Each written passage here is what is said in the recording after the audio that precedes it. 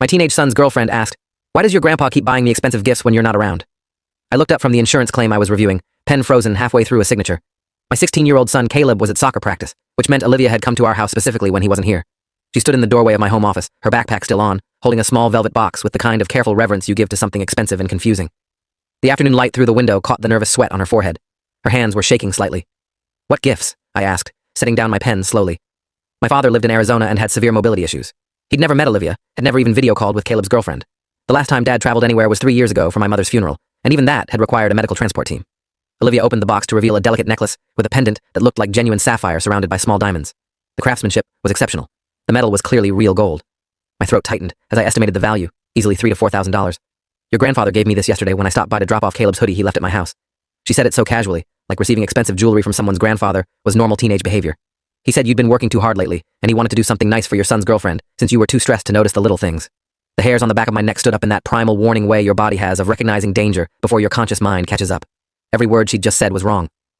"Olivia, my father hasn't left Arizona in 3 years. He has severe arthritis and uses a wheelchair. He can barely make it to his mailbox. I've never even shown him a picture of you. He doesn't know what you look like or that Caleb has a girlfriend."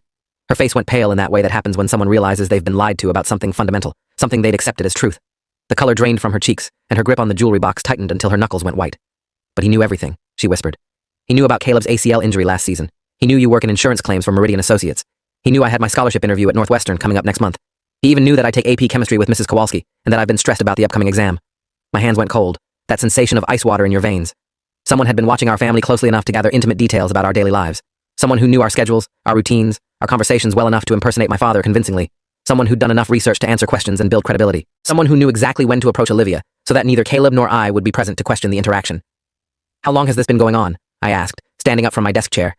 The leather creaked, and the sound seemed too loud in the sudden heavy silence. My voice came out calmer than I felt, years of handling insurance claims teaching me to maintain composure during crisis, but my heart was hammering against my ribs hard enough that I could feel my pulse in my throat. "About 5 months, she said quietly, her voice barely above a whisper. "Maybe longer. It started small, really small. He bought me coffee once when I was studying at that cafe near school. You know, the one on 4th Street with the good Wi-Fi? Said he was Caleb's grandfather and that he'd seen me in family photos you'd shown him. He knew details about our family that made it believable. Then he started showing up places I went. The bookstore where I buy used textbooks. The Target where I work part-time.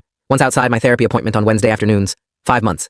This had been happening for 5 months while I'd been completely oblivious, while Caleb had apparently accepted it as normal, while this predator had been systematically building a relationship with my son's girlfriend. The rage started building in my chest, hot and tight, but I forced it down. Olivia needed me calm and focused, not reactive. She pulled out her phone with trembling hands and started scrolling through photos, each swipe revealing another piece of evidence I'd never seen. A designer purse that must have cost $1,500, still with the tags attached in the photo. Expensive wireless headphones still in their original packaging,